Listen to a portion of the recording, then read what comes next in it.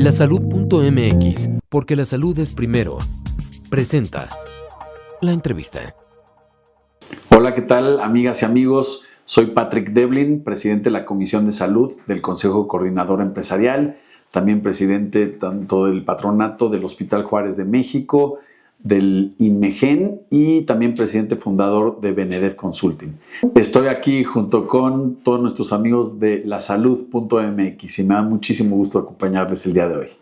Como presidente de la Comisión de Salud del Consejo Coordinador Empresarial, durante ya casi una década, ¿cuál consideras que ha sido el logro más significativo de tu gestión en términos de posicionar la agenda de salud del sector privado ante el gobierno? Se logró mucho y de lo cual de verdad estoy muy orgulloso, pero tengo que reconocer que lo hice acompañado y apoyado de muchas personas que contribuyeron de manera sumamente relevante a que concretáramos este gran objetivo. Fue que, en primera instancia, la Comisión de Salud del Consejo Coordinador Empresarial nace con un servidor. Propone en su momento el presidente del Consejo Coordinador Empresarial, Juan Pablo Castañón, que se creara esta comisión. Me propone como presidente, pasó y pues aquí sigo, ¿verdad? Pero cuando nace esa comisión, tuvimos que crear la agenda y como tú sabrás, siendo el Consejo Coordinador Empresarial la cúpula del sector privado, no un organismo, coordina hoy día a los 14 organismos del sector privado que representan básicamente el 80% del PIB formal de nuestro país, pues había que crear una agenda transversal. O sea, no podíamos definir objetivos y prioridades que fueran en contra de algún organismo que perseguía sus legítimos intereses. Entonces, pues yo junto con la directora del área en su momento nos sentamos con cada presidente, director general y cuando así existía el presidente de la Comisión de Salud de cada uno de los organismos y pudimos de alguna manera escuchar sus inquietudes, sus preocupaciones, sus necesidades y sus prioridades. De ahí, rescatando toda esa información, también tuve una sentada con nuestro gran amigo Héctor Valle y con Pablo Escandón, el presidente en su momento de FunSalud, para también entender la agenda de salud de FunSalud, que pues, es el think tank principal en salud en toda Latinoamérica. De ahí nos empezamos a sentar con las grandes academias, ¿no? Comenzando por la UNAM, ahí con Germán Fajardo, el doctor Fajardo, pasamos por la Anáhuac, por la Salle, principales instituciones públicas y privadas que tienen carreras en el área de salud y en medicina. Y posteriormente nos sentamos con 30 y tantas asociaciones de pacientes para también escuchar pues, el punto de vista de los principales actores del ecosistema de salud, que son las y los pacientes. Y pues pude darme cuenta de el viacrucis que muchas de ellos vivían para poder tener acceso a la salud de manera oportuna y con medicamentos y tratamientos probados y de calidad. Bueno, habiendo dicho eso, pues tuvimos que sintetizar y además destilar todas aquellas prioridades que eran comunes entre todas estas partes. Pacientes, academia, el think tank de FunSalud y los 14 organismos del sector privado. Y aterrizamos con eso 6 pilares que hasta la fecha son la agenda de salud estratégica del Consejo Coordinador Empresarial, que se enfocan principalmente en temas de prevención y fortalecimiento del primer nivel de contacto o acceso a la salud. Hablamos también de implementar o lograr mayor inversión, el reconocer al sector público como un actor, el sector privado, como un actor sumamente relevante dentro del sistema, hoy día ya prácticamente representando el 50% del gasto, el que definamos y midamos recurrentemente indicadores clave de desempeño, no tanto no indicadores de cuántas camas y cuántos médicos, sino de desempeño para que veamos pues, cuál es el impacto o no de la política pública que se está implementando y poderla así mejorar. También reconocer que nuestro sistema de salud está sumamente fragmentado, cosa que todos sabemos, pero poniendo al paciente al centro, el legislar e invertir en salud digital. ¿Para qué? Para que ese paciente no tenga que vivir el viacrucis si es que está teniendo que navegar entre los distintos subsistemas de salud porque cambia de residencia, cambia de patrón, no del sector público al privado, o si no tiene derecho a biencia. Entonces, esa salud digital, empezando por expediente, receta, consulta a distancia, etcétera, pues nos va a permitir además cerrar esas brechas y permitirle mucho mayor acceso y oportuno a estos pacientes, cosechando todos los beneficios que eso viene o eso trae consigo. Y por último, también reconocer que dentro de la participación del sector privado hay la participación del sector asegurador y por lo tanto, viendo que en su momento el Seguro Popular solo cubría una cantidad pues, básica de enfermedades o condiciones y que pues iba a tardar mucho en lo que se podía cubrir todo como lo existe en el sistema del IMSS, ¿no? El subsistema del IMSS, pues buscar que hubiera una participación relevante, muy complementaria del sector asegurador para de alguna manera evitar los descalabros financieros que sufren las familias cuando se enfrenta alguno de sus miembros a una enfermedad catastrófica y que no cuentan con una derecho a biencia o no cuentan con acceso a un sistema de salud a pesar de que sí tienen la derecho a biencia. Entonces, básicamente esos son los 6 pilares y eso, mi estimado Carlos, es lo que más orgullo me da, que pudimos unir a pacientes, academia, think tank, 14 organismos del sector privado y cuando lanzamos esta agenda, pues fue una que hasta la fecha sigue siendo vigente. Viniendo de una familia con una fuerte tradición filantrópica en salud, como la Cruz Roja Mexicana y Rotarios México, ¿qué te motivó personalmente a asumir este liderazgo en un momento tan crítico para el sistema de salud mexicano? Sí, apuntas algo a un valor fundamental que tenemos en la familia empresaria Devlin, y este valor fundamental nace de parte de mi abuela Nelva Mortensen, ¿no? Que como tú sabes, junto con mi abuelo Frank Devlin, comenzaron el negocio de ópticas Devlin ahora hace 88 años en Ciudad Juárez, Chihuahua. Y ella siempre le recordaba a su esposo y después a mis tíos y a mi papá que nunca había que olvidar de cuidar, atender y procurar a las personas más necesitadas.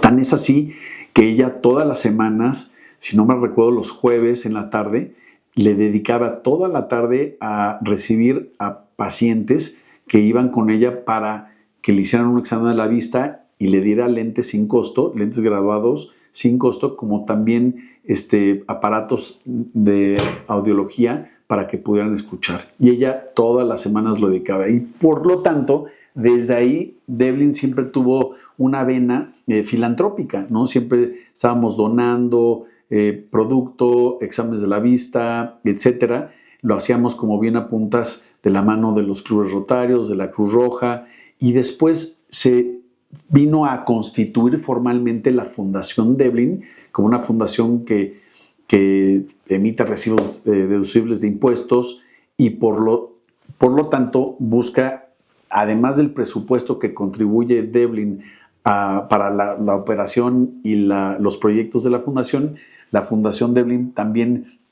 hace proyectos de la mano de gobiernos estatales y municipales, a veces federal, otras empresas y sus fundaciones. Entonces, de esa manera pudiendo ampliar nuestro impacto. Pero bueno, ese es uno de los varios valores que traemos todos los miembros de la familia empresaria Devlin y lo cual nos ha acompañado en todo lo que hacemos, en nuestras participaciones en Coparmex también obviamente ahora en el Consejo Coordinador Empresarial y pues seguimos trayendo esa venita ya en lo personal, pues con mi participación como presidente del patronato del Hospital Juárez de México, que ya creo que llevo para 11 o 12 años, y recientemente también del INMEGEN y ahora en nuestra empresa de consultoría en salud llamada Benedev Consulting. El desabasto de medicamentos sigue siendo un problema estructural heredado de administraciones pasadas y agravado en estos últimos años con adeudos de hasta 40,000 millones de pesos. ¿Qué rol específico propone el Consejo Coordinador Empresarial para resolver esto de manera colaborativa con la nueva administración de la presidenta Sheinbaum? Sí, haces hincapié en un gran tema porque al final del día es lo que todos los días viven las y los pacientes que requieren de la atención y el suministro de medicamentos por parte del sistema de salud público. Y te lo voy a explicar de una manera muy sencilla. De parte del sector privado y específicamente de la industria establecida, la industria farmacéutica y de dispositivos médicos establecida en nuestro país, puedo reconfirmarte, Carlos, con toda certeza, que además de tener una industria de clase mundial, que no solo tiene la capacidad para suministrar básicamente todos los requerimientos que tiene nuestro país, sino también ser una plataforma exportadora regional y mundial, generadora de muchísimas divisas para nuestro país, esta industria está genuinamente comprometida con todas las y los pacientes de nuestro país, está comprometida con las instituciones públicas que prestan los servicios de atención a la salud de todos estos pacientes, como también están comprometidos para colaborar con nuestras autoridades, comenzando con nuestra presidenta, la doctora Claudia Sheinbaum, el doctor David Kersenovich, con el subsecretario Eduardo Clark, etcétera, para resolver esto. Lo apuntas correctamente, este es un problema que viene ya de antaño, no es un problema actual, pero sí se exacerbó tremendamente en la administración pasada. ¿Por qué? Porque, como recordarás, la compra consolidada, la última de la administración anterior, fue autorizada por el equipo de transición de salud de la administración entrante del expresidente Andrés Manuel López Obrador. Y a 6 meses de caminar ya en su administración, esos contratos que fueron autorizados por ellos fueron cancelados repentinamente. Desde ahí se empieza a generar un shock en el sistema, se frenan las cadenas de suministro porque se frenan los pagos y las recepciones de producto y se generaron múltiples cambios subsecuentes, ¿no? Se cancela el Seguro Popular, nace el INSABI, se generan compras pues prácticamente no muy exitosas, se contrata el servicio de la UNOPS, un servicio sumamente caro para un resultado pues bastante parcial, y después se crea, ya habiendo creado el INSABI, viendo que no estaba dando resultados, trasciende a su cancelación y al nacimiento de IMSS Bienestar, que sigue con nosotros hasta el día de hoy y sigue siendo un trabajo en proceso para poder terminar de integrar. Con tanto cambio tan importante, incluyendo la definición de una política donde ya no se iba a comprar a los distribuidores especializados, sino a los laboratorios de forma directa, pues genera lo que yo llamo básicamente una serie de convulsiones, unas más pequeñas, otras mucho más grandes, en todo el entorno. Eso no se resolvió durante todo el sexenio pasado, y esta administración de la doctora Claudia Sheinbaum pues ya hereda este problema. Entonces, creo que además de poner en contexto estas cosas, tenemos que ser realistas que esta herencia no se va a resolver de un plumazo o en un solo año, va a requerir un trabajo continuo, estrecho y cada vez con mayor planeación entre el sector público y el sector privado. ¿Por qué? Ambas partes son una parte relevantísima de la solución. Nadie es el enemigo a vencer, somos parte de la solución ambos. Ahora, ¿cuáles son los puntos que tenemos que considerar, resolver para que sí podamos aspirar a un abasto estable? Primero, tenemos que recordar que cuando hablamos de medicamentos, dispositivos médicos, insumos para la salud, estos productos no se fabrican para almacenar y después distribuir. Estos productos se fabrican a partir de contratos que se tienen certeza de lograr en todo o en parte. ¿Por qué? Porque típicamente estos productos tienen fechas de caducidades que van de 24 a 36 meses, por lo cual no van a fabricar para que en poco tiempo se vayan a tener que ir a la basura.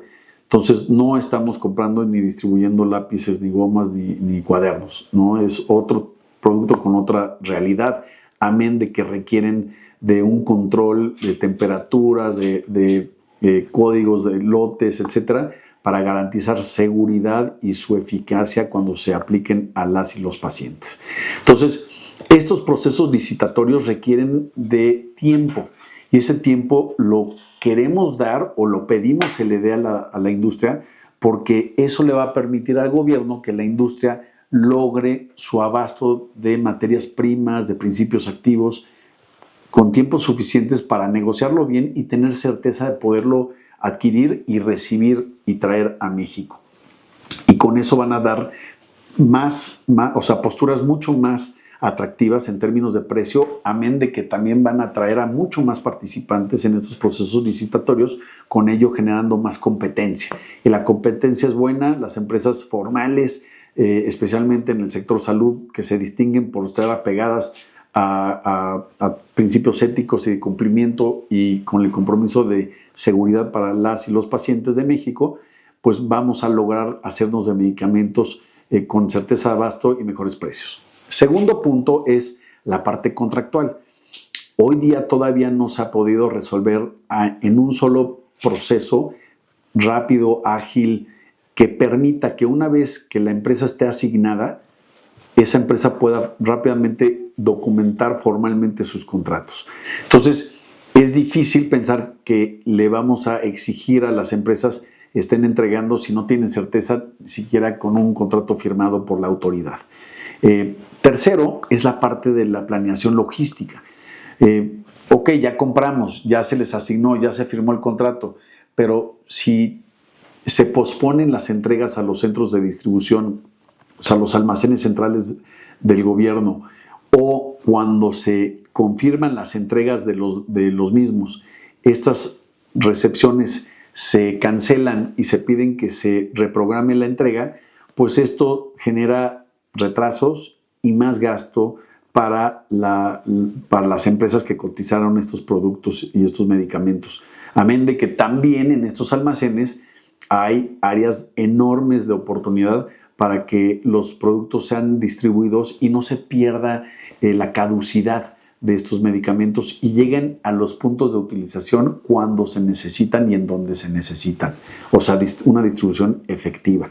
Y por último, no podemos ser omisos del tema de pagos. Acá, aunque tengamos todo el compromiso y todas las mejores intenciones, necesitamos flujo para que las empresas puedan, uno, pagar a sus colaboradores sus quincenas. Dos, puedan pagarle a sus proveedores y no les cancelen las entregas o los servicios. Tres, necesitan esos flujos porque también muchas veces estos contratos requieren de inversiones, ¿no? Mantenimiento, ampliación de capacidades, etc. Entonces, si esos flujos se posponen, hay un costo del dinero para financiar esto y otras empresas que no son tan grandes corren riesgos de cerrar, de quebrar. Y eso no nos conviene a nadie, a México, ni a los colaboradores, a los empresarios y obviamente menos a las y los pacientes que dependen de estos suministros. Además de que sería un pecado dejar que esta plataforma de calidad mundial se vaya mermando y perdiendo. Entonces, yo te quiero refrendar aquí, Carlos, y a todos tus lectores, que la industria establecida en México, que confía en México, que genera empleos, paga impuestos y que invierte en México, está comprometidísima en coadyuvar a resolver el desabasto, pero sí necesitamos poder abordar estos 4 temas de manera objetiva y transparente, entendiendo que no lo vamos a resolver de la noche a la mañana, pero sí ambas partes, el gobierno y la industria, con un enfoque constructivo. Y por el otro lado, aquellas empresas que hayan, con adeudo o no adeudo, hayan decidido participar en las subsecuentes licitaciones, pues entender que a pesar de lo previamente mencionado, ya al participar y ser asignadas, pues ya acarrean un compromiso que habría que cumplir. Nosotros desde el Consejo Coordinador Empresarial, comenzando por nuestro presidente Francisco Cervantes y evidentemente por parte de un servidor también, siempre vamos a estar apoyando tanto al gobierno como al sector privado, a nuestra industria, para acercar las posiciones y buscar construir puentes que nos ayuden en el tiempo a ir resolviendo este problema y además ir construyendo juntos nuevas soluciones que requiere nuestro sistema de salud para ir mejorando y atendiendo a las necesidades actuales de nuestra población. Durante la pandemia de COVID-19, la Comisión de Salud del Consejo Coordinador Empresarial desarrolló un plan extraordinario basado en lecciones del H1N1 que no fue aprovechado plenamente. ¿Qué lecciones clave de esa experiencia aplicarían hoy para fortalecer la preparación ante futuras crisis sanitarias? Cuando vimos nosotros en la Comisión de Salud de CCE cómo venía este problema de salud, primero en China, después ya brincando a Europa y lo que estaba pasando allá, tuvimos clarísimo que esto iba a impactar en nuestro continente y en nuestro país. ¿Qué hicimos? Rápidamente hicimos memoria y nos dimos cuenta de que en el caso expreso de la pandemia que pasó en México, del H1N1, pues teníamos en su momento ahí dirigiendo como secretario general el Consejo de Salubridad General al doctor Enrique Ruelas. Entonces buscamos al doctor Ruelas y le pedimos que nos ayudara a pues compartirnos su experiencia, ya que a pesar de los retos vividos en esa época, bajo ese entorno, salimos adelante como país. Y la verdad es que habría que aprender de esa experiencia. Y de ahí, Enrique nos platicó cómo se organizaron. Y organizaron un comité que tenía que ver con temas de salud, otro comité con temas de comunicación, otro comité con temas laborales, ¿no? Centros de trabajo, y otro comité enfocado a temas de seguridad.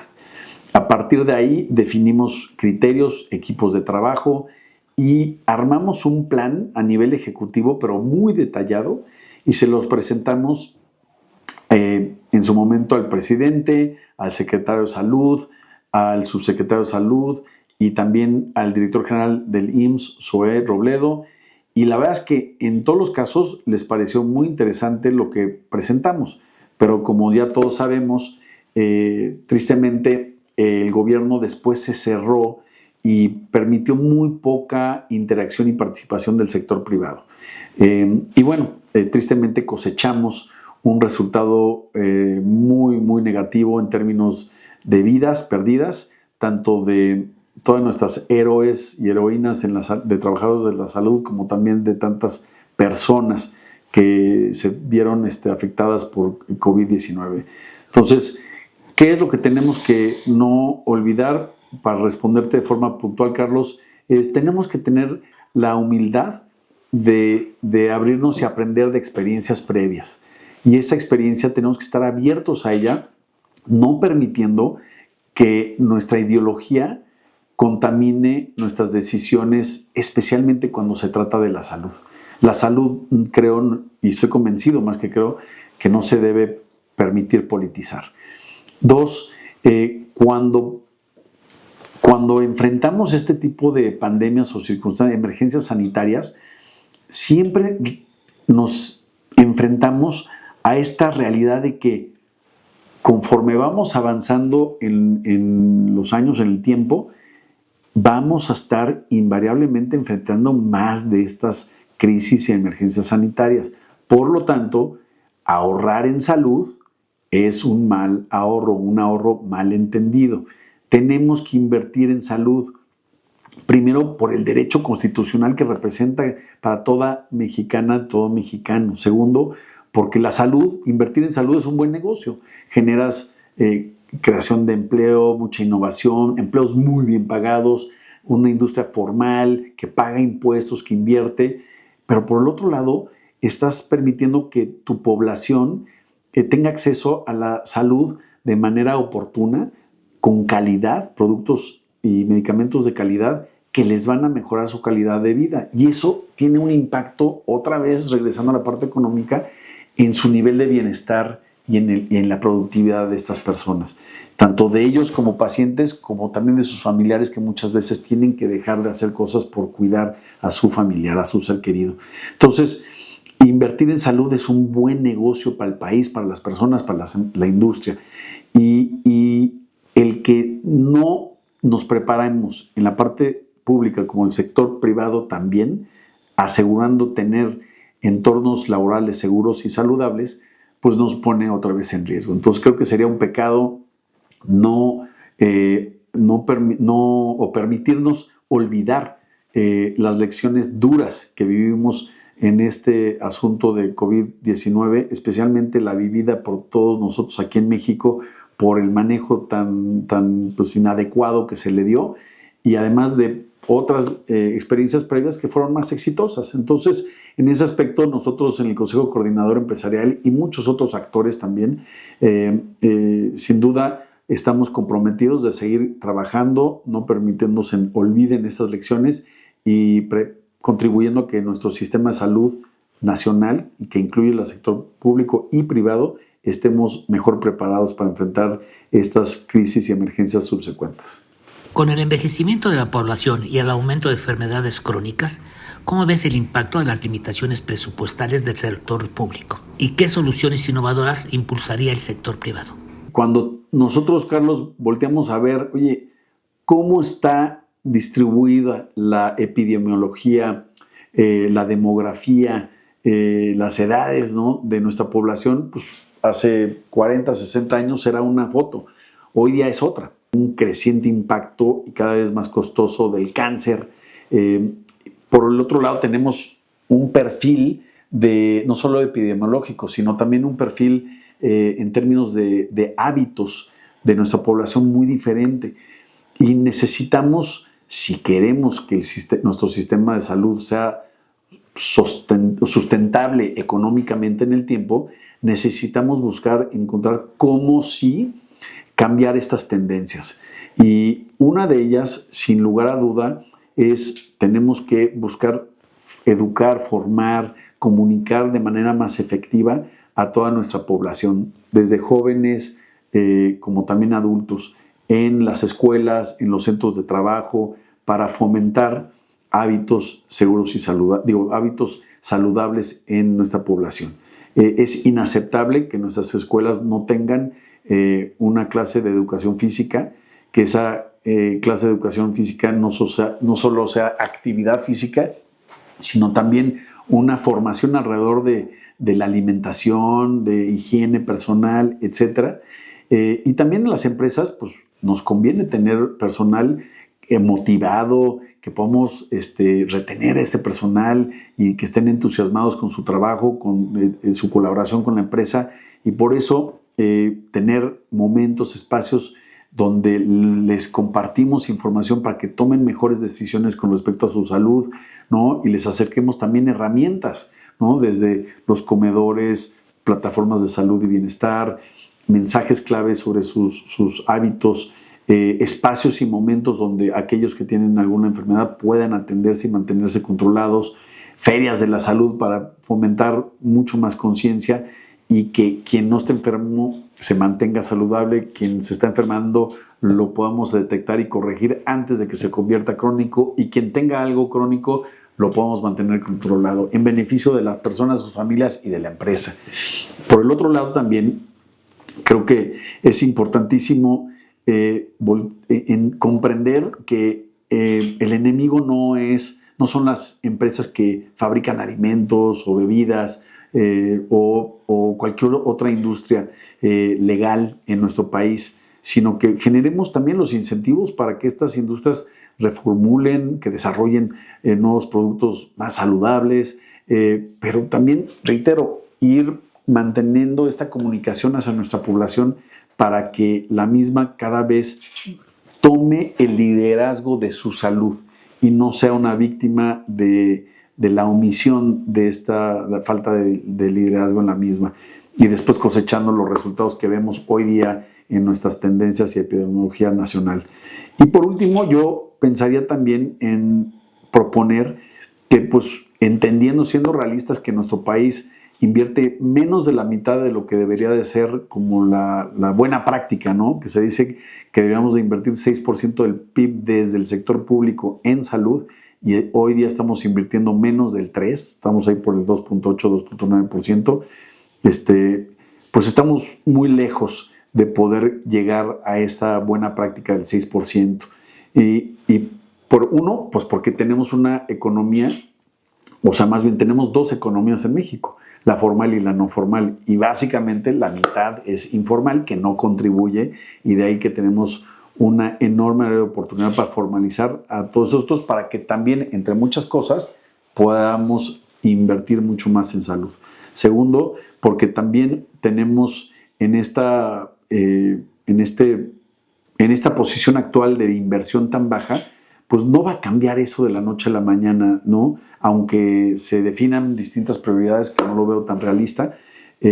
Por lo tanto, tenemos que asegurarnos que lo que invirtamos, lo invertamos en iniciativas que sean de mucho mayor impacto, mucho más eficaces y muchísimo más eficientes. Y el tercero es reconocer que pues, no va a haber presupuesto público que alcance y por lo tanto, además de invertir mejor y en iniciativas de mayor impacto, tenemos que hacerlas de la mano del sector privado, que hoy, como dije hace rato, representa prácticamente la mitad del sistema de salud. Por lo tanto, yo sugeriría que por fin ya lleguemos a una definición y se legisle el marco jurídico que permita que las instituciones públicas y las empresas que se desarrollan dentro de un marco de cumplimiento puedan adoptar todo lo que entendemos como salud digital. O sea, el expediente clínico electrónico, la receta digital, la consulta a distancia o virtual,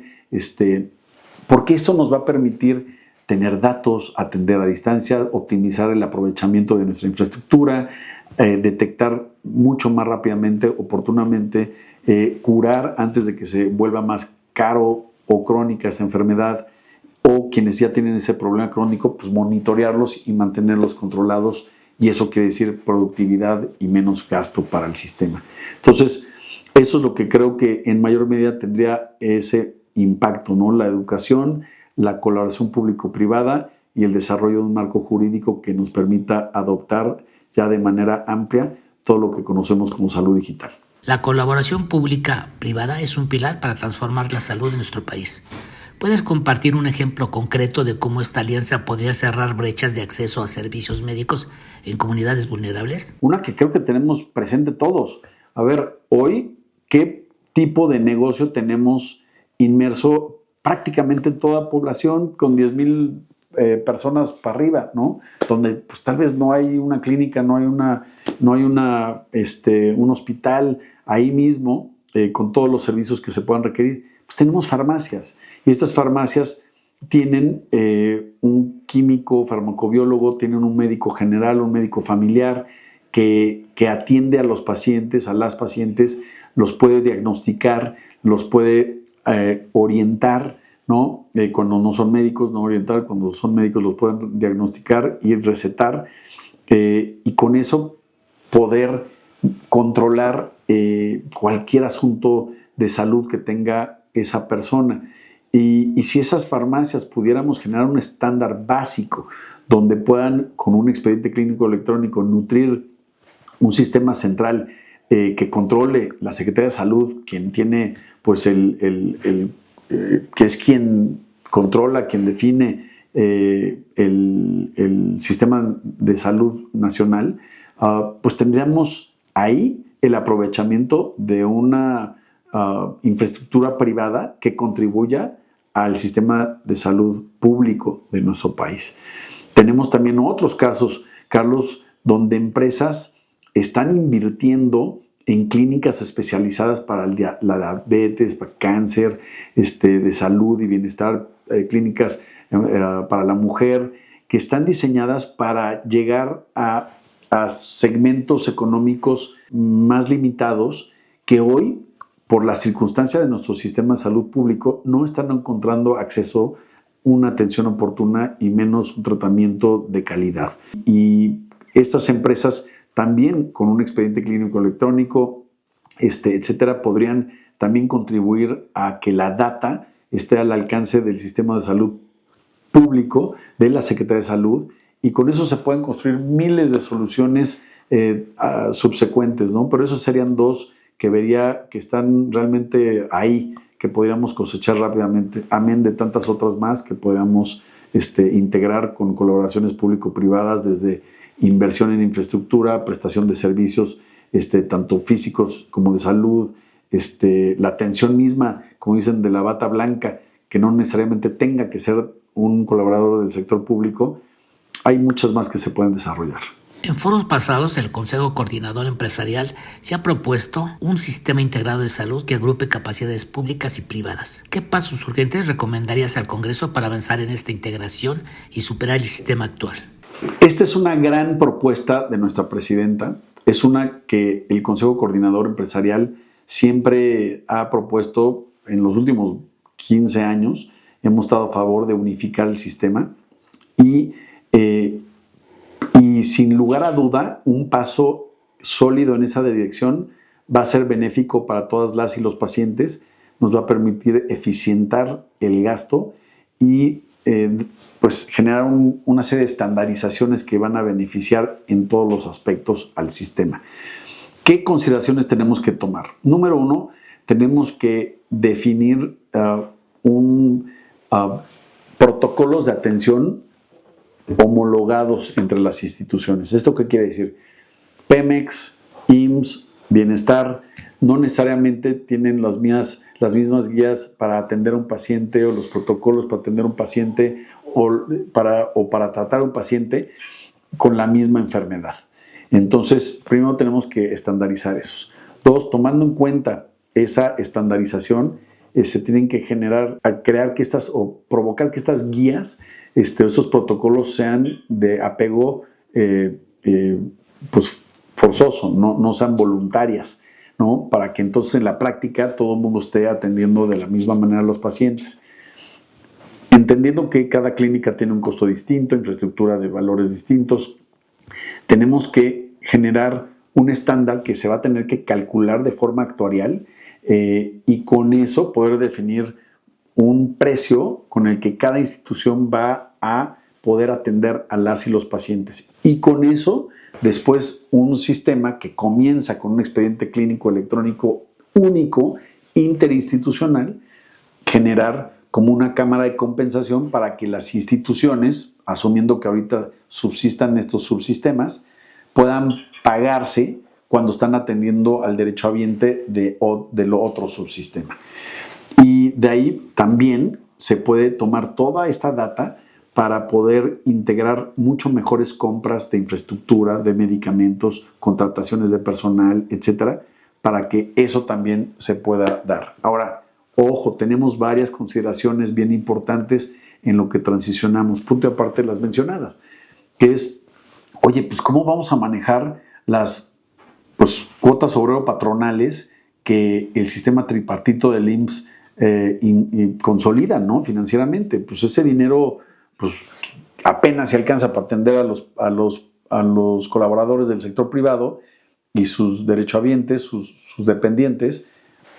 Si ese dinero se usa para atender al que no tiene derechohabiencia, que está en bienestar, o el que ya tiene esto incluido como prestación porque trabaja en Pemex, Semar, Sedena, pues creo que estaríamos cayendo ahí en un problema donde muchos que contribuyen estarían perdiendo. Entonces, tenemos que resolver varios otros temas. Pero bueno, al final del día, yo aquí te subrayaría, Carlos, que el sector privado apoya esta iniciativa.